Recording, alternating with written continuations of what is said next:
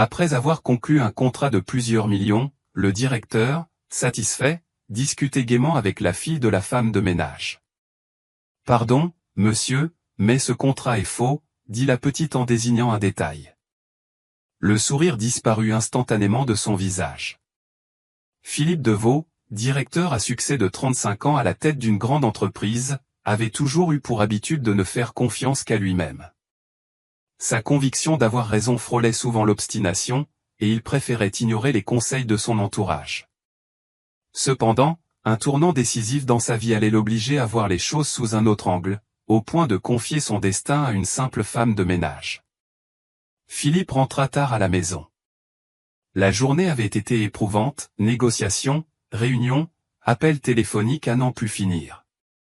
Épuisé, il se passa une main sur le visage et retira son manteau dès qu'il franchit la porte. La maison était calme, seules les notes étouffées d'une musique provenaient du salon. Comme toujours, Emma l'accueillit avec un sourire parfait, un verre de vin rouge à la main. « Mon amour, comment s'est passée ta journée ?» Sa voix était douce, mais Philippe perçut une infime note d'inquiétude, imperceptible, mais dérangeante. « Je suis fatigué. Je veux juste dîner et penser à autre chose. » Il la serra dans ses bras et l'embrassa sur la joue, s'efforçant de cacher son irritation.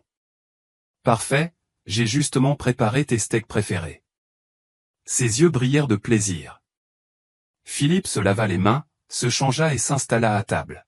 « Ça sent divinement bon, » dit-il en servant le vin dans son verre. Emma s'assit en face de lui, posa avec élégance sa serviette sur ses genoux et prit ses couverts. Seul le cliquetis des couverts rompait le silence du dîner, jusqu'à ce qu'il décide de le briser. « Chérie, comment s'est passée ta journée ?» demanda-t-il en découpant un morceau de viande. « Aujourd'hui, je suis allé à une exposition avec Marianne. Elle m'a confié un secret. » Philippe leva un sourcil, intrigué. « Quel genre de secret ?» Emma hésita, cherchant ses mots. Son regard scrutait le visage de son mari pour en capter la réaction. « Son mari cherche aussi à décrocher un contrat avec Monsieur Noé, » dit-elle calmement, tenant son verre du bout des doigts. « Intéressant, » répondit-il pensivement, enregistrant l'information. Emma reposa son verre et se pencha légèrement vers lui. « Mon amour, signe ce foutu contrat et partons quelque part pour nous reposer. Nous méritons bien un peu de répit. » Philippe soupira en se massant les tempes. « D'accord, je vais essayer de régler ça rapidement. » Mais Emma ne s'arrêta pas là. Elle savait qu'elle devait insister davantage. « Philippe, comprends-tu les opportunités que ce contrat pourrait nous offrir ? C'est une somme énorme, et tu as toi-même dit que l'entreprise devait avancer. Je le sais, mais je dois tout vérifier avec soin. Je ne veux prendre aucun risque. » Emma croisa les bras, contrariée. « Tu es trop prudent. Tu vois toujours le mauvais côté des choses. Parfois, il faut juste saisir ce qui nous revient sans se soucier des détails. » Philippe reposa lentement ses couverts et la fixa droit dans les yeux. « Ce ne sont pas des détails, Emma. C'est mon entreprise, ma responsabilité. Si quelque chose tourne mal, c'est moi qui devrais en répondre. » Emma leva les yeux au ciel. « Tu agis comme si le monde entier dépendait de cette décision. Parce que c'est le cas. » Un silence tendu s'installa dans la pièce. Ce fut Emma qui le rompit la première. « Je veux simplement que nous vivions comme nous le méritons, à la hauteur de notre statut. Je suis fatigué d'attendre que tu cesses de douter. » Philippe poussa un long soupir las. « Ne parlons pas de ça aujourd'hui. Je suis vraiment fatigué. » Emma serra les lèvres mais garda le silence. Elle savait que continuer la discussion serait inutile, du moins pour l'instant. Elle avait besoin de temps pour trouver comment le convaincre. Elle finit son verre de vin et se leva de table. « Je vais au bureau. J'ai quelque chose à vérifier. » Elle le suivit du regard tandis qu'il s'éloignait, sans dire un mot. Philippe entra dans son bureau et referma la porte derrière lui. Dans la grande pièce décorée dans un style strictement professionnel, régnait l'obscurité habituelle. Seule la lampe de bureau diffusait une lumière chaude sur la pile de documents posés devant lui. Il inspira profondément, se frotta les tempes et s'assit sur son fauteuil en cuir. La journée avait été longue, et la conversation avec Emma n'avait fait qu'ajouter à la tension. Il prit le dossier contenant la proposition de M. Blanc. Le contrat promettait d'énormes bénéfices, mais surtout, ses conditions étaient si avantageuses qu'il semblait presque impossible de refuser une telle offre. Et pourtant, c'est justement ce qui éveillait les doutes de Philippe. Il sortit ses lunettes d'un tiroir, les enfila, et commença à lire les documents avec attention. Dans le silence, seul résonnait le froissement du papier et le tic-tac sourd de l'horloge au mur. Plusieurs minutes passèrent avant que Philippe ne s'appuie contre le dossier de sa chaise et ne laisse échapper un profond soupir. « Bon sang, oui, murmura-t-il pour lui-même. Un léger coup retentit à la porte. « Je peux entrer ?» demanda la voix d'Emma. Philippe ferma les yeux, espérant quelques minutes de solitude, mais il savait que la conversation était inévitable. « Entre. » Elle entra dans la pièce, un verre de vin à la main, et s'assit en face de lui. Ses yeux brillaient d'anticipation. « Alors, chérie ?» demanda-t-elle avec un sourire. « Tu as vu le contrat ? Tout est exactement comme je te l'avais dit, non ?» Philippe se pinça l'arête du nez avant de répondre. « Je le regarde sous un autre angle. J'ai l'impression que tout cela est trop parfait. » Emma fronça les sourcils, contrariée. « Que veux-tu dire, Philippe ? C'est l'affaire du siècle. Tout le monde parle de ses avantages. Tu ne vas quand même pas la laisser passer à quelqu'un d'autre ? » Il garda le silence, les yeux fixés sur les documents. Ce mutisme n'eut pour effet que d'attiser davantage l'agacement d'Emma. « Bon sang, Philippe !» s'écria-t-elle. « Pourquoi compliques-tu toujours les choses simples ? Il te suffit de signer ce contrat et nous pourrons enfin vivre le rêve, partir en vacances, investir dans de nouveaux projets. N'est-ce pas ce que tu voulais ? » Philippe leva lentement les yeux vers elle. « Je ne signerai pas tant que je ne serai pas sûr que c'est la bonne décision. »« Tu es incroyablement têtu » s'exclama Emma en se levant brusquement. « Tout ce que tu as à faire, c'est mettre ta signature. Ou bien tu prends plaisir à faire durer les choses, à me garder dans l'attente ? » « Emma, je t'en prie, » répondit-il d'une voix rauque, épuisée. « Laisse-moi le temps de comprendre. Ce n'est pas un jeu. » Elle serra les lèvres, le visage fermé. « Très bien, Philippe. Va chercher ta vérité, » grogna-t-elle entre ses dents. Elle fit volte-face et quitta la pièce en claquant la porte. Philippe ferma les yeux et pencha la tête en arrière. Les émotions bouillonnaient en lui. La pression de sa femme devenait insoutenable, mais il ne pouvait pas se permettre de prendre une décision sous influence. La lumière du matin baignait la spacieuse cuisine du manoir de Vaux. Emma, vêtue d'un léger peignoir en satin, remuait lentement le sucre dans son café avec une petite cuillère. Ses yeux brillaient d'impatience. Ce matin-là, elle comptait bien pousser son mari à se décider à propos du contrat. Philippe entra dans la cuisine en bâillant, ajustant les manches de sa chemise. Il semblait calme, mais ses yeux trahissaient sa fatigue.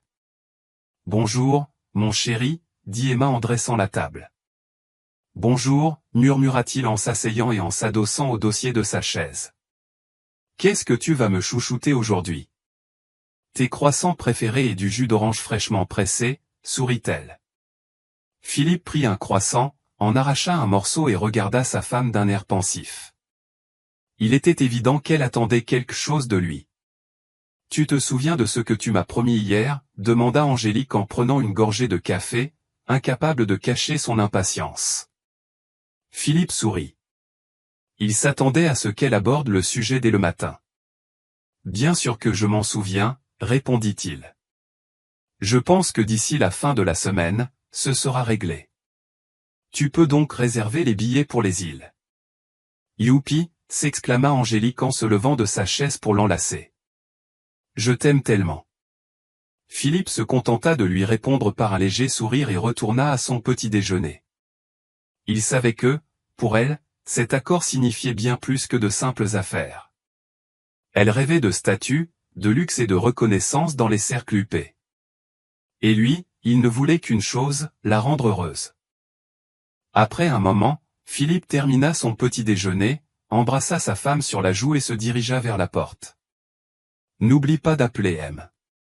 Noé, lui rappela-t-elle alors qu'il sortait. « Bien sûr, ma chérie, répondit-il en refermant la porte derrière lui.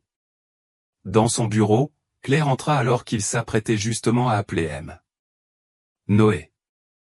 Mais elle remarqua que quelqu'un d'autre se trouvait déjà dans la pièce. Une silhouette silencieuse et discrète, vêtue d'un peignoir gris, époussetait les étagères.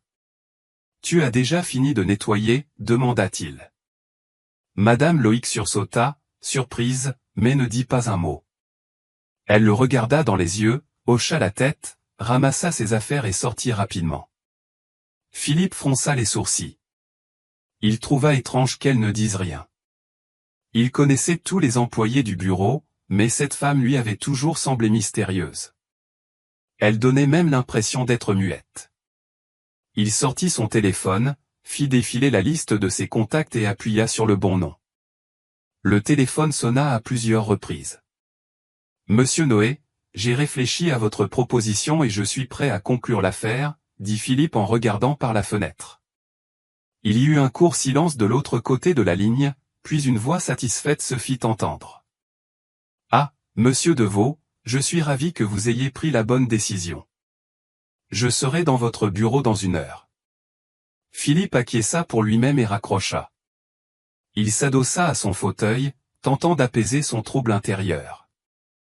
1 heure plus tard, il était assis derrière le grand bureau en chêne, feuilletant les pages du contrat.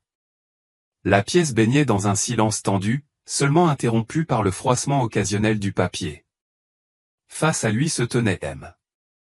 Noé, un homme soigné vêtu d'un costume coûteux, affichant un sourire confiant. Sur la table, des stylos, des documents et 2 verres de whisky. « Eh bien, monsieur Deveau, dit Noé en savourant sa boisson, cet accord garantit une coopération mutuellement bénéfique. Je crois que vous prenez la bonne décision. » Philippe prit le stylo, jeta un regard pensif à monsieur Noé et hocha la tête. Il signa le contrat, ressentant un certain soulagement. Une étape de plus vers l'expansion de l'entreprise venait d'être franchie avec succès. « Parfait, » dit Noé en rangeant rapidement les documents dans sa mallette en cuir. « J'attendrai votre appel une fois que tout sera officiellement validé. » Philippe lui serra la main et l'accompagna jusqu'à la porte. Il se sentait satisfait.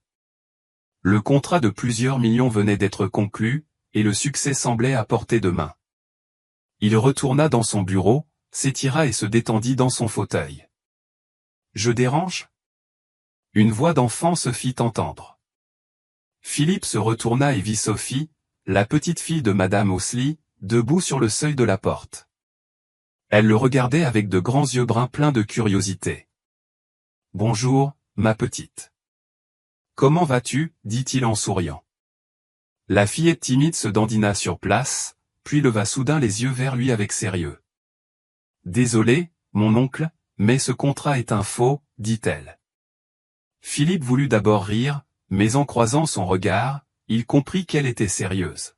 « Que veux-tu dire » demanda-t-il en fronçant les sourcils. Sophie désigna les documents du doigt. Philippe suivit son geste, reprit les papiers et commença à les examiner attentivement. « Il y a une erreur ici, » dit-elle en s'approchant et en pointant un paragraphe. « Maman l'a trouvé en nettoyant ton bureau. » Philippe regarda de près la ligne indiquée. Il remarqua alors des incohérences. La formulation juridique lui sembla étrange et une signature ne semblait pas être la sienne. « Attends » murmura-t-il en feuilletant les pages. « Mais, comment est-ce possible ?» Son cœur s'emballa. Il leva les yeux vers Sophie, toujours droite et fière. « Maman dit qu'on a échangé tes papiers. » Philippe se leva d'un bond. Il devait absolument trouver Madame Osely. « Où est ta maman » demanda-t-il. « Aux archives » répondit Sophie. Sans perdre une seconde, Philippe quitta le bureau, le cœur battant. Sa tête bourdonnait de questions. Avait-on voulu le piéger? Et si oui, Qui était derrière tout cela? Claire se tenait à la porte de la salle des archives, observant la femme penchée sur les rayonnages de dossiers. Toujours discrète et silencieuse, Madame Ousley semblait pourtant entourée aujourd'hui d'une atmosphère lourde, comme si quelque chose de caché, de dangereux, était sur le point d'éclater. « Est-ce vrai ?» demanda-t-il, la voix rauque et tendue. Madame Ousley sursauta, leva la tête et le regarda d'un air interrogateur. « Qu'est-ce qui est vrai ?» répondit-elle, le visage calme, mais les yeux trahissant une surprise. Philippe avança d'un pas et lui tendit une feuille contenant des informations manifestement erronées. « Étiez-vous au courant de la falsification des documents ?» Sa voix, accusatrice, trahissait aussi une confusion croissante mêlée de colère contenue. Madame Ousley s'immobilisa.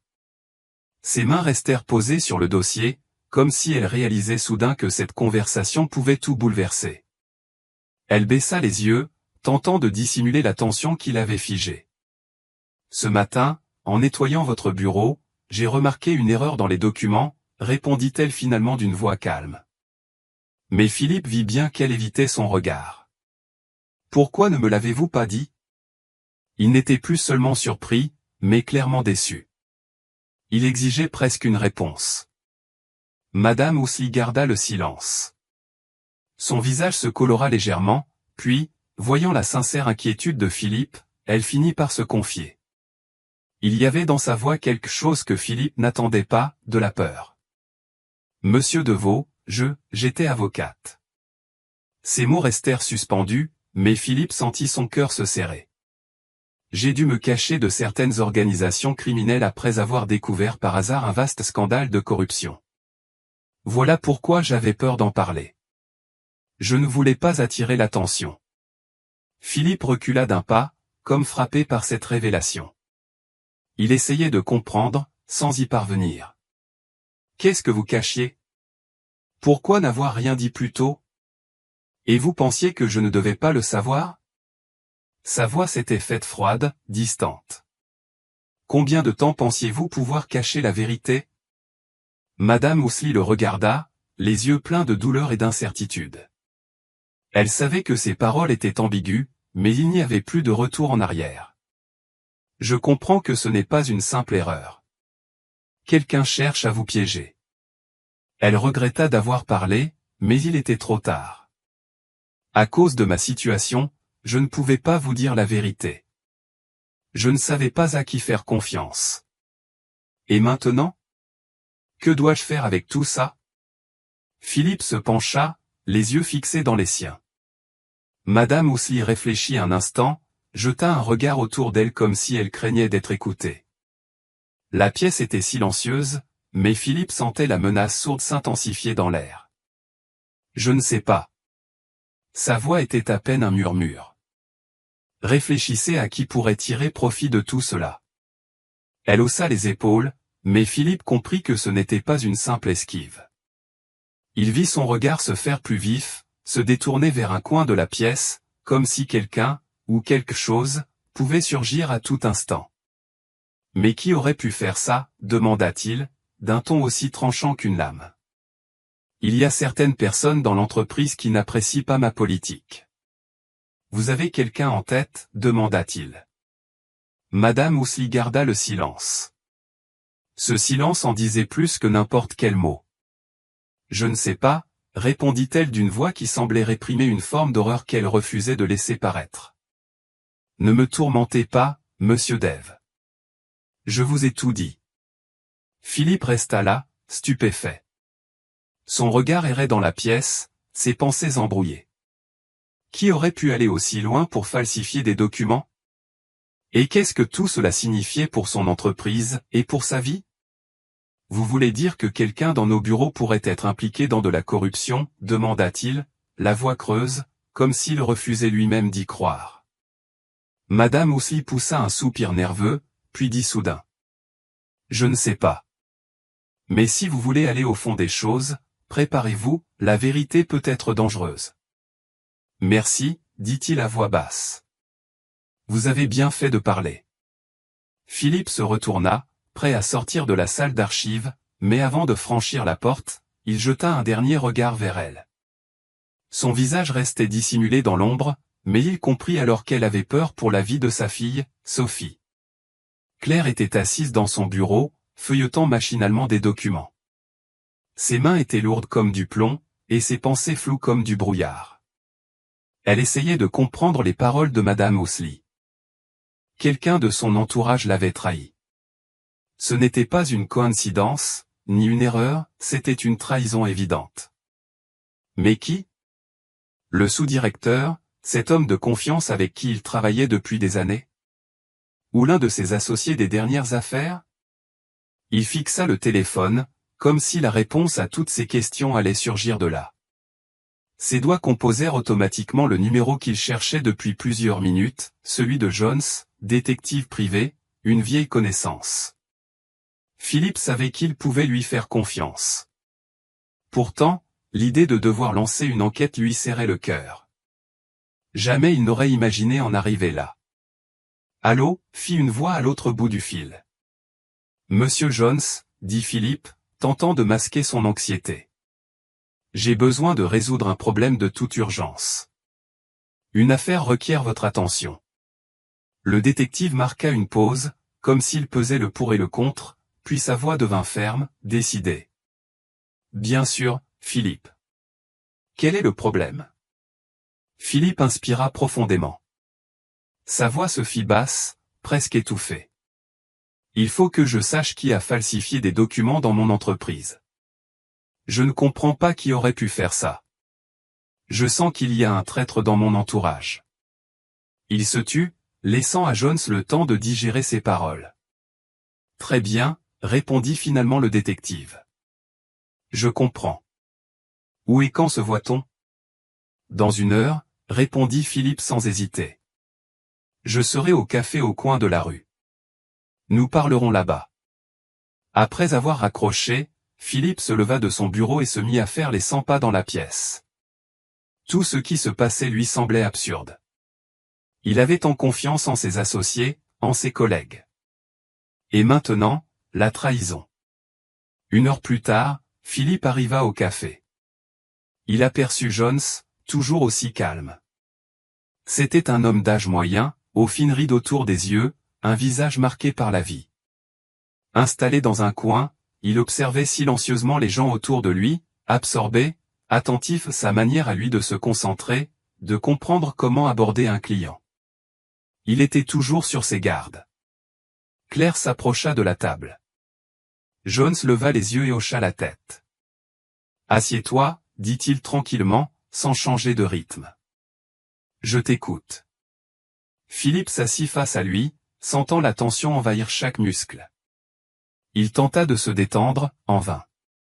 Ses pensées tournaient en boucle, revenant toujours aux mêmes questions. Il faut que je sache qui a falsifié les documents dans mon entreprise, répéta-t-il sans détour. Tout est embrouillé. Tout indique que quelqu'un dans mon entourage cherche à me nuire. Jones se pencha légèrement en avant, prêt à écouter chaque mot. Raconte-moi les détails, Philippe. Qui pourrait être impliqué dans tout ça? Philippe poussa un soupir, la tête appuyée sur la main. Mon adjoint travaille avec moi depuis des années. Je l'ai toujours considéré comme un homme loyal, mais maintenant, j'ai des doutes. Il marqua une pause. Ou alors, ce pourrait être l'un de mes associés, avec qui je collabore depuis longtemps. Je ne sais plus à qui faire confiance. Jones resta silencieux. Une lueur d'intérêt brilla dans ses yeux. Tu penses que c'est quelqu'un en qui tu avais confiance, demanda-t-il. C'est très important. J'ai besoin de comprendre qui pourrait être impliqué. Je n'en sais rien. Soupira de nouveau Philippe, incapable de trouver une réponse. Je n'arrive même pas à croire que tout cela soit en train de se produire. Nous avons travaillé ensemble pendant tant d'années. Jones le regarda attentivement. Je comprends. Il me faut du temps pour démêler tout ça, mais la première étape, c'est d'identifier qui d'autre pourrait être concerné. Philippe acquiesça, un frisson lui parcourant l'échine. Il savait que l'enquête soulèverait de nouvelles questions et réveillerait des peurs, mais pour l'instant, il devait comprendre au moins une partie de ce qui se passait. Tu es prêt à commencer dès maintenant, demanda Claire, la voix tendue. Oui, répondit John sans hésitation. Je vais commencer par rassembler toutes les informations sur tes associés et ton adjoint. Je vais les passer tous en revue. Peut-être as-tu négligé un détail, ou peut-être que l'un d'eux cache quelque chose d'important. Tout ce dont j'ai besoin, c'est un accès aux documents et aux relevés de communication. Philippe acquiesça et sortit son téléphone de sa poche, lui transmettant les données essentielles. C'est tout ce que j'ai pour l'instant, dit-il. Si autre chose me revient, je te contacterai.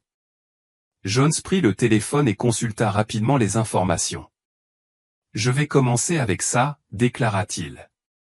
Je te tiendrai au courant dès que j'aurai quelque chose.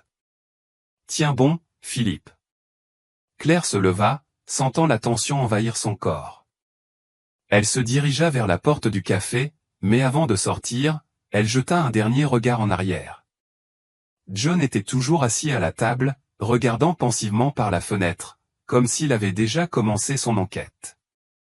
Philippe rentrait chez lui tard dans la nuit, l'esprit encore tourmenté par les événements des derniers jours. Sa vie avait pris un tournant inattendu, à cause du jeu sournois de quelqu'un.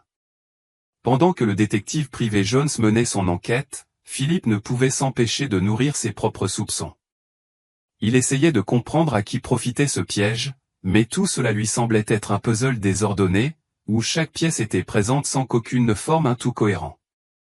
Il emprunta son itinéraire habituel pour rentrer chez lui, et en passant devant le café familial, il ralentit instinctivement, comme s'il pressentait que quelque chose clochait.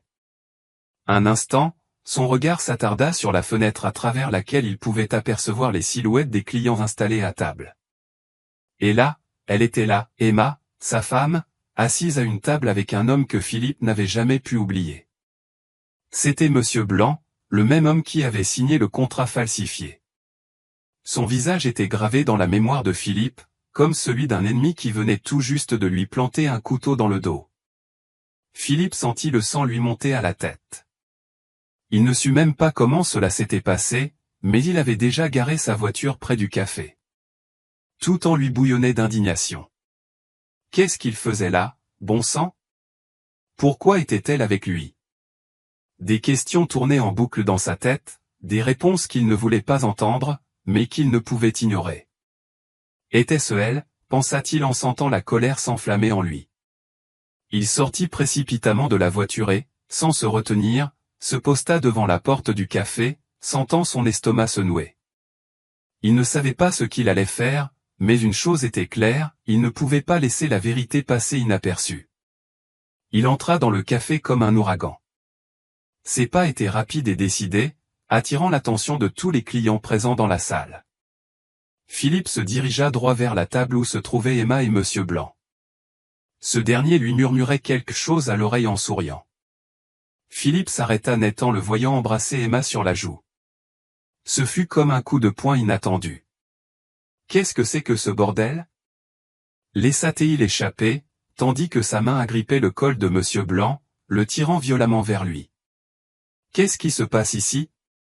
Emma se leva brusquement, les yeux écarquillés de surprise, reculant d'un pas en tentant de se justifier. Chérie, tu fais erreur, dit-elle d'une voix tremblante, mais son visage était froid et résolu. C'était un visage que Philippe ne reconnaissait pas. Sérieusement? Cria-t-il, sa voix résonnant dans tout le café. La rage le consumait. Il était à deux doigts d'exploser. Je veux des explications. Emma resta silencieuse un moment, puis son visage sembla se détendre légèrement, comme si elle venait de prendre une décision. Elle regarda Monsieur Blanc, puis à nouveau Philippe, mais son regard n'était plus rempli d'amour ni de tendresse. Tout est à cause de lui, dit-elle d'une voix calme, mais teintée de panique. C'est lui qui m'a poussé à te convaincre de signer ce contrat. Philippe serra les dents, sa main se crispant encore davantage sur le col de Monsieur Blanc. Assez! Hurla-t-il, submergé par la fureur. Tu ne m'as jamais dit que tu voulais une part de sa société. Tu ne m'as jamais dit que tu en avais assez de vivre dans l'ombre de ton mari. Et tu croyais que ta part dans l'affaire était une juste compensation pour les années passées à ses côtés? Lança Monsieur Blanc. Emma frissonna, mais ne recula pas. Elle soupira simplement, agacée, presque avec mépris. Tu ne comprends pas, Philippe, dit-elle en articulant chaque mot. J'ai fait ça pour nous. Je voulais t'aider. Philippe n'en croyait pas ses oreilles.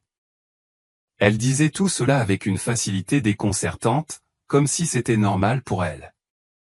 Il se tourna vers Monsieur Blanc, sans plus contenir sa colère. Et toi, tu n'avais rien à y gagner, demanda-t-il en pointant du doigt blanc. Tu voulais accéder aux actifs de l'entreprise, te débarrasser d'un concurrent, et ensuite flirter avec ma femme. Monsieur Blanc garda le silence un instant, puis ses yeux se remplirent de la même indifférence glaciale qu'il affichait toujours. Il regarda Philippe avec ce sourire confiant qu'il ne quittait jamais. Tu as tout compris, dit-il sans la moindre gêne. Mais tu sais quoi, Philippe? Maintenant, tu n'as plus qu'à l'accepter. Elle a été à moi, et elle le restera. Emma attrapa son verre de vin et, sans hésiter, le lança au visage de Monsieur Blanc. Puis, sans un regard pour Philippe, elle se dirigea d'un pas assuré vers la sortie. Dans ses yeux, aucun regret, seulement de la détermination. Philippe sentit son monde s'effondrer. Elle était partie. Il resta planté là, au milieu du café, complètement hébété. Il voulait crier, tout détruire autour de lui, mais il ne le pouvait pas. Il ne restait plus que de l'amertume. Il était arrivé à ce moment de sa vie où il comprit que tout ce qu'il avait construit était en train de s'effondrer. Non pas à cause de ses affaires, ni à cause de ses ennemis, mais à cause de ceux qui étaient les plus proches de lui. Il ne savait pas comment affronter cela. La trahison avait été un coup trop dur. Il comprit qu'il allait devoir se battre non seulement pour son entreprise, mais aussi pour sa réputation. Il était temps pour lui de se relever et de reprendre le contrôle de la situation. Et à ce moment-là, ses pensées se tournèrent vers Madame Loïc. Madame Loïc, qui avait autrefois été une avocate chevronnée, était devenue une sorte de dernier espoir. Elle possédait non seulement une connaissance approfondie du droit, mais elle était aussi la seule personne en qui Philippe avait une confiance absolue. Il savait qu'elle seule pouvait l'aider à démêler ce tissu de mensonges et de manipulations. Philippe sortit son téléphone portable de sa poche, composa rapidement le numéro qu'il connaissait par cœur, et, tandis qu'il attendait que quelqu'un réponde, il sentit ses mains trembler légèrement. Il savait qu'il ne demandait pas seulement une aide juridique, mais une chance de se sauver. Allô, fit entendre une voix familière. Madame Loïc, commença Philippe, tentant de masquer le tremblement dans sa voix. J'ai besoin de votre aide. Le silence à l'autre bout de la ligne ne dura que quelques secondes, mais pour Philippe, il sembla une éternité. Il regarda autour de lui dans le café, essayant de reprendre contenance. Très bien, je vais t'aider, répondit enfin Madame Loïc, d'une voix aussi assurée que toujours, ce qui apporta un peu de réconfort à Philippe. Je t'écoute. Quel est le problème? Philippe poussa un soupir et raconta tout ce qui s'était passé. Il ne cacha rien, expliqua tout tel que cela s'était déroulé, la trahison d'Emma, sa relation avec Monsieur Noé et l'objectif derrière les documents falsifiés. Je comprends, dit Madame Loïc une fois qu'il eut terminé. C'est une situation vraiment grave, mais tu dois non seulement prouver ton innocence, mais aussi défendre tout ce que tu as construit. Je suis prête à t'aider, mais tu dois comprendre que ce sera un processus long et complexe. Il nous faudra creuser bien plus profondément que tu ne l'imagines. Je suis prêt, répondit Philippe avec assurance, bien que son cœur soit rempli d'angoisse. Que dois-je faire en premier? Pour commencer, dit Madame Loïc, je te conseille d'examiner minutieusement tous les documents liés à ton entreprise. Le contrat falsifié n'est peut-être pas le seul document contrefait. Nous devons nous assurer qu'il n'y a pas d'autres falsifications qui pourraient se retourner contre toi. Il faut être prêt à toute attaque. Et avant de prendre toute mesure juridique, nous devons savoir exactement à quoi nous avons affaire. Je comprends, dit-il après une pause, mais je ne sais pas par où commencer. Toute ma vie est en jeu. Je n'arrive pas à croire que ma femme et son amant aient tout planifié. Ne te précipite pas, répondit Madame Loïc. Dans des situations comme celle-ci, il est important de ne pas se hâter. Peut-être que tu ne vois pas encore l'ensemble de ce qui se passe. Philippe réfléchit un instant. Madame Loïc avait raison.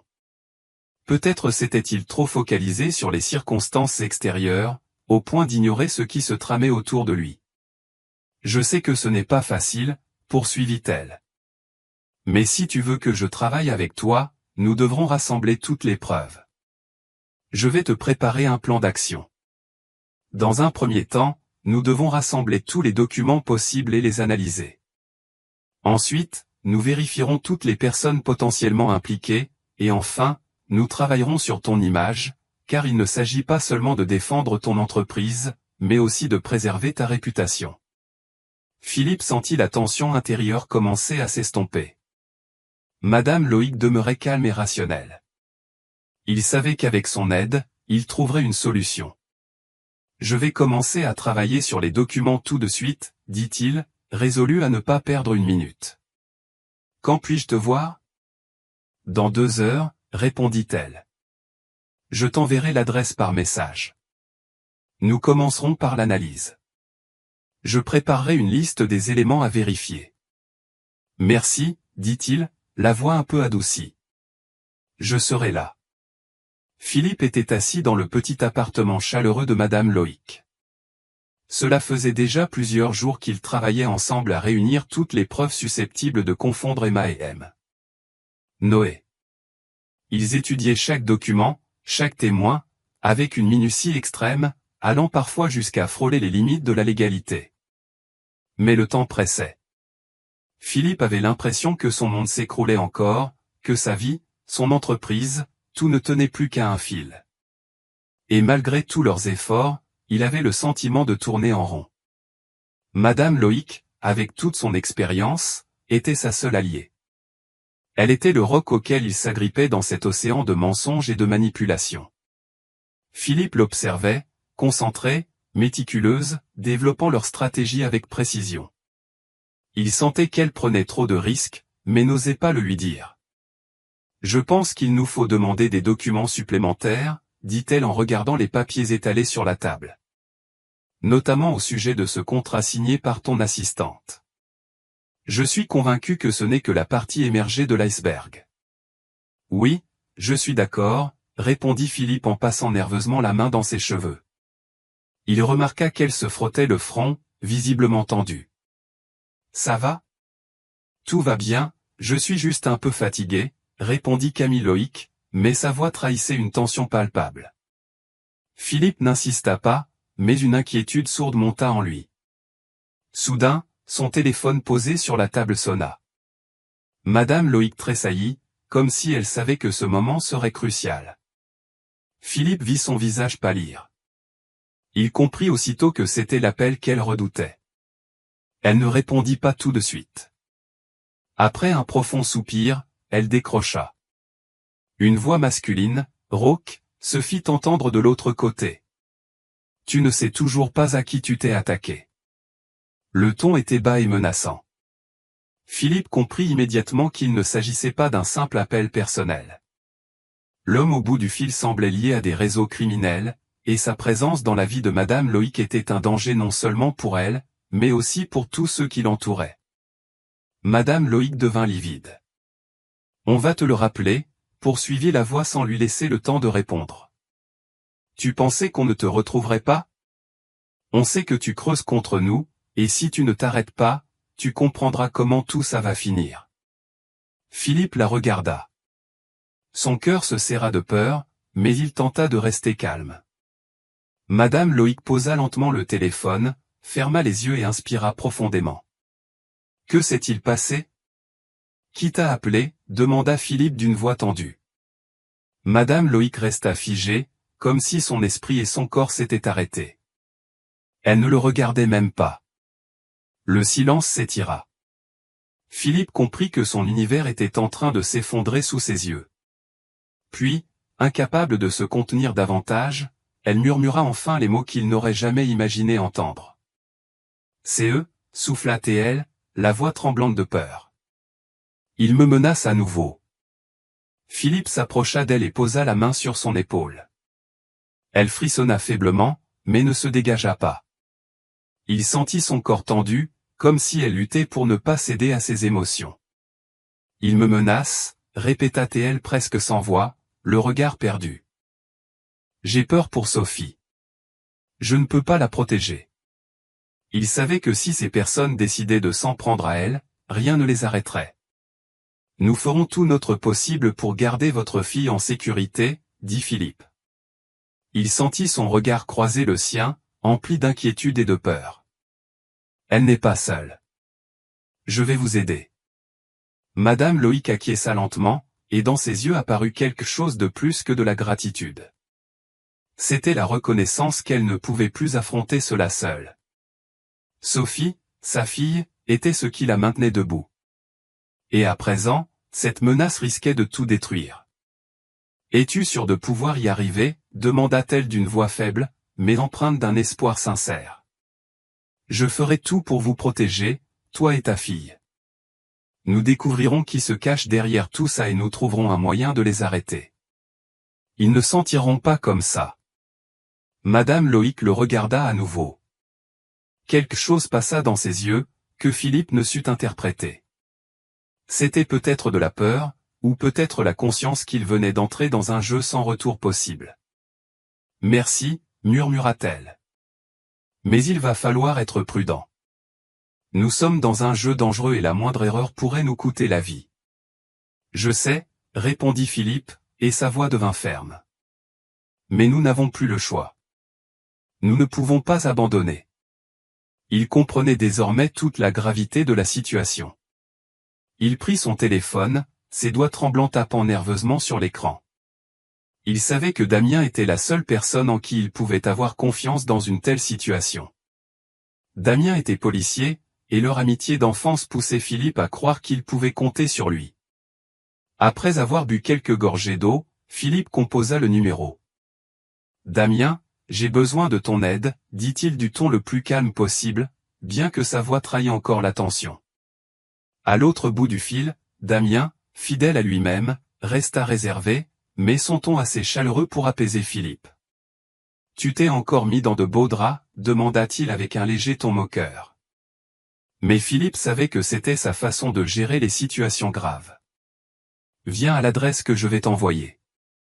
Tu comprendras tout sur place, » répondit Philippe. Il ne voulait pas entrer dans les détails. Tout était déjà bien trop compliqué. 1 heure plus tard, Damien se tenait devant l'appartement de Madame Loïc. Claire ouvrit la porte, et ils échangèrent un regard silencieux. « Alors, qu'avons-nous ici ?» dit Damien en retirant son manteau et en s'asseyant sur une chaise. « Tu as toujours eu le don pour te mettre dans des ennuis, Philippe. » Philippe soupira en s'asseyant face à son ami. Il savait que son vieil ami ne cautionnerait probablement pas son implication dans cette affaire, mais Damien connaissait déjà certains éléments, et son aide était indispensable. « La situation est grave », commença Philippe en se frottant nerveusement les mains. « Il ne s'agit pas seulement de business, ce sont des organisations criminelles. Je sais que tu comprends comment tout cela fonctionne. » Damien secoua la tête, écoutant attentivement. Son expérience de policier lui permettait toujours d'évaluer rapidement la situation.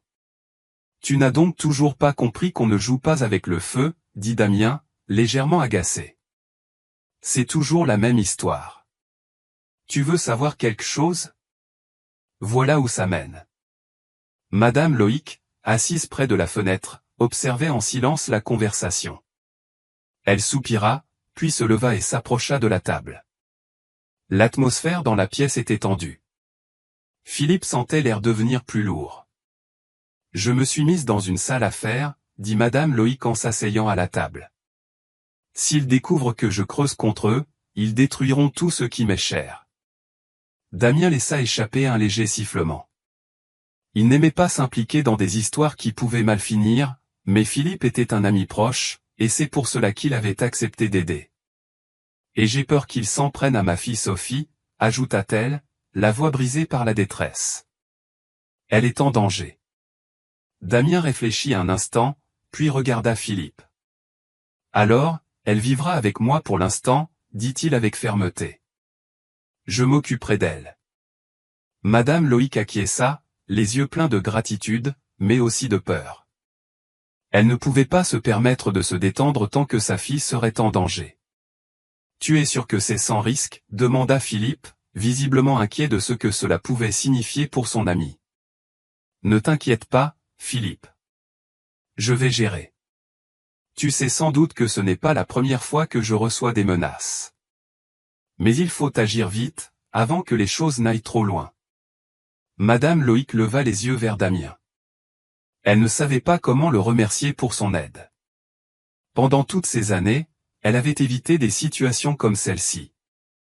Mais à présent, alors que tout s'écroulait, la seule option était d'accepter l'aide d'un quasi-inconnu.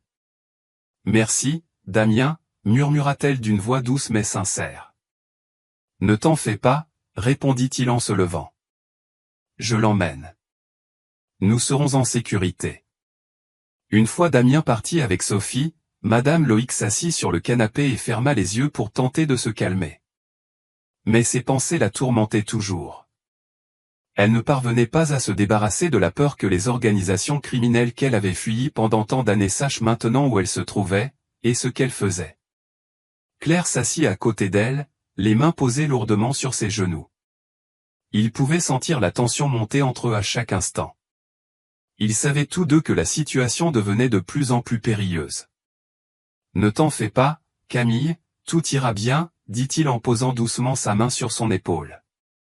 Elle serra sa main, puis essuya les larmes qui coulaient déjà sur ses joues. « Pourquoi me suis-je impliqué là-dedans? Il s'avère que ceux qui me menacent sont également impliqués dans ton affaire. Nous devons trouver une piste rapidement. J'ai peur pour ma fille. » Sa voix se brisa, et Philippe sentit que sa peur se transformait en désespoir. « Nous ferons tout notre possible pour la protéger, » répondit-il d'un ton déterminé. « Tu n'es pas seul, Camille. Je vais t'aider. » Une lueur d'espoir se mêlait à l'inquiétude dans ses yeux. Philippe savait qu'il ne pouvait pas promettre que ce serait facile, mais il était prêt à se battre. Ils étaient tous deux impliqués, alors ils devraient affronter cela ensemble. Le matin était froid et sombre. Claire était assise dans son bureau, appuyée sur son bureau, regardant par la fenêtre. Ses pensées étaient agitées, l'empêchant de se concentrer. Il pensait au chemin parcouru par l'enquête, et à présent, il devait décider du sort de personnes auxquelles il s'était attaché. Trop de choses s'étaient passées dernièrement. Il s'inquiétait pour Madame Loïc, pour sa fille Sophie, et pour lui-même. Le téléphone sonna, interrompant ses pensées. Philippe ne reconnut pas immédiatement l'appelant, mais en entendant la voix familière, il se leva aussitôt. « Philippe, tu ne devineras jamais qui est impliqué dans toute cette affaire, » dit le détective. Et dans sa voix, il n'y avait pas seulement de la fatigue, mais aussi une émotion étrange à peine dissimulée. « Nous avons creusé si profondément que nous pourrions démanteler tout un réseau. » Philippe resta figé. Son cœur se mit à battre plus fort. Il sentit sa poitrine se serrer.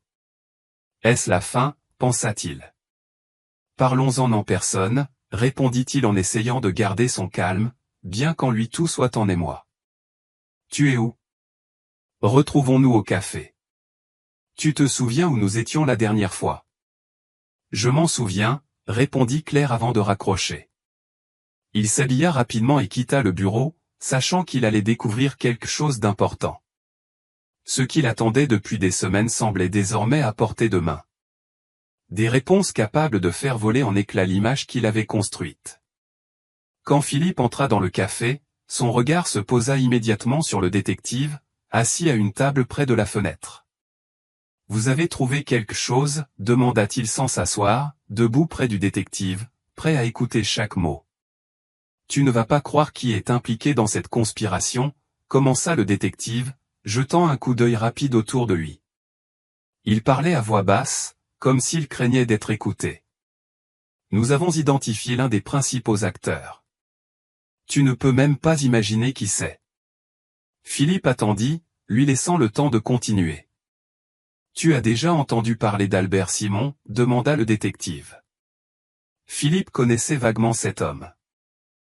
Son nom revenait souvent dans les conversations à propos des affaires troubles de la ville, mais il était toujours resté dans l'ombre, évitant les projecteurs.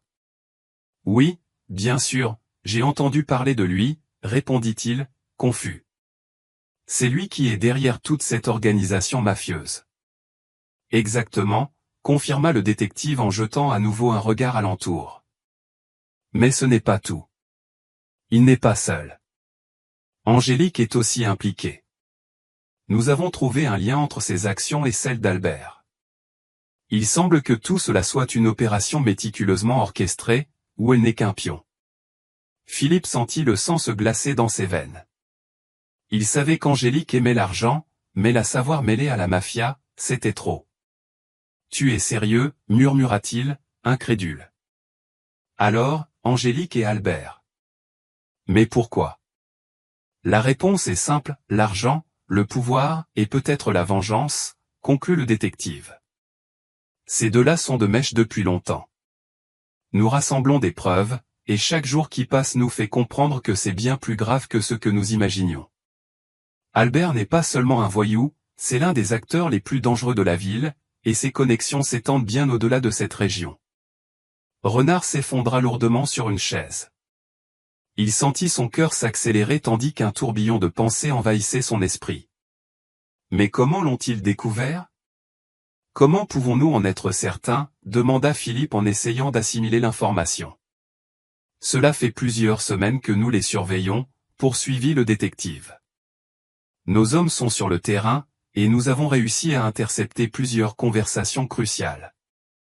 Et maintenant, que faisons-nous? Demanda Philippe, sentant le sol se dérober sous ses pieds.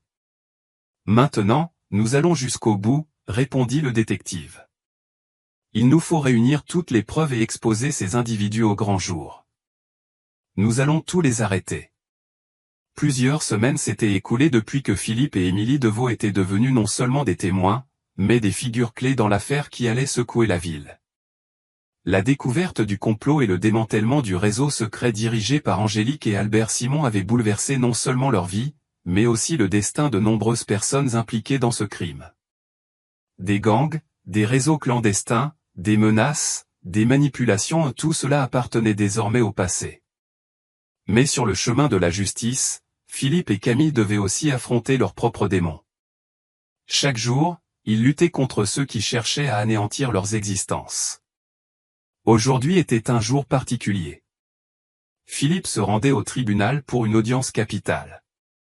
Angélique et Albert allaient comparaître devant la cour. Leur destin était désormais entre les mains de la justice, et le verdict promettait d'être sévère. Le procès débuta tôt le matin, et lorsque Philippe arriva au palais de justice avec Camille, il sentit la tension flotter dans l'air. Il savait que tous les regards étaient tournés vers ce procès. La justice devait triompher. Il ne pouvait pas permettre à ces individus d'échapper à la sanction. Lorsque tout le monde prit place et que le juge commença à lire les chefs d'accusation, Philippe ne put détacher son regard d'Angélique. Son visage était impassible, mais Claire savait qu'une tempête faisait rage en elle. Albert Simon se tenait à ses côtés. Son air arrogant avait cédé la place à une expression de désespoir. Il savait parfaitement que ses jours de liberté étaient comptés. Angélique Deveau, Albert Simon, vous êtes accusés d'avoir mis en place une conspiration criminelle, d'avoir organisé des actes criminels, d'extorsion et d'escroquerie, entama le juge. Vos activités illégales ont enfreint la loi et mis en danger la vie de personnes innocentes. Claire expira en observant la scène. Chaque mot prononcé par le juge résonnait comme une condamnation. Lorsque vint le tour de la défense, l'avocat d'Angélique tenta de la présenter comme une victime des circonstances, mais les preuves jouaient contre elle. Camille la fixait avec un mépris glacial, sans jamais exprimer ses émotions à voix haute. Elle restait calme. À un moment donné, Philippe sentit que le juge s'apprêtait à rendre un verdict juste et il avait raison. Quelques heures après avoir entendu toutes les parties, le tribunal prononça sa décision, étant donné la gravité des crimes, les conséquences engendrées par les actes de ces deux individus, et le fait qu'ils aient mis en danger la vie de personnes innocentes, le tribunal condamne M. Blanc, Emma Castel et Albert Simon à 10 ans de réclusion, déclara le juge d'une voix ferme. Un silence solennel s'abattit sur la salle. Ce fut un moment de triomphe pour la justice. Camille, assise à côté de Philippe, s'essuyait les yeux, sans dissimuler son soulagement, tandis que Philippe, sentant le poids se lever de ses épaules, peinait à contenir son émotion. « On y est arrivé », murmura-t-il en se tournant vers Camille. « C'est grâce à toi. Si Sophie ne m'avait pas parlé de cette erreur. Tu m'as aidé à me débarrasser de ces ordures, Philippe, répondit-elle avec un sourire. Je suis libre à nouveau. Je n'ai plus besoin de me cacher. Merci. L'audience prit fin. Philippe et Camille sortirent du tribunal avec le sentiment que le fardeau qui pesait sur leurs âmes s'était enfin dissipé. Alors qu'ils quittaient le bâtiment, une voix les interpella, « Maman, on n'aura plus besoin de se cacher. » C'était la voix d'une fillette. Sophie courut vers sa mère et l'enlaça. En plongeant son regard dans celui de sa fille, Camille sentit que le monde autour d'elle devenait plus lumineux. « Tout ira bien maintenant, ma chérie, » dit-elle en la serrant fort contre elle, sentant la chaleur de son corps, percevant tout son soutien. Ce moment était unique. Plus besoin de fuir, plus aucune peur. Enfin, ils étaient tous libres. « Je suis si fière de toi, maman », murmura Sophie en posant la tête sur l'épaule de sa mère. Philippe, tout près, observait la scène. « Tu es incroyable, Camille, » dit-il doucement tandis que Sophie, souriante, étreignait sa mère. « Jamais je n'aurais cru qu'une professionnelle aussi compétente travaillait dans mon bureau. Tu m'as énormément aidé. »« Non, Philippe, tu m'as autant aidé que je ne t'ai aidé, » répondit-elle. « Sandro et moi, nous pouvons enfin reprendre une vie normale. Je peux travailler de nouveau, sans cette peur constante d'être épié. Tu sais, j'ai un poste à pourvoir pour un avocat dans mon cabinet, » ajouta-t-il avec un sourire. « Tu es en train de me proposer un travail, » s'étonna-t-elle. « Eh bien, tu as prouvé que tu fais ton travail aussi bien que tu nettoies les sols, » plaisanta-t-il en riant. « J'accepte, » répondit-elle.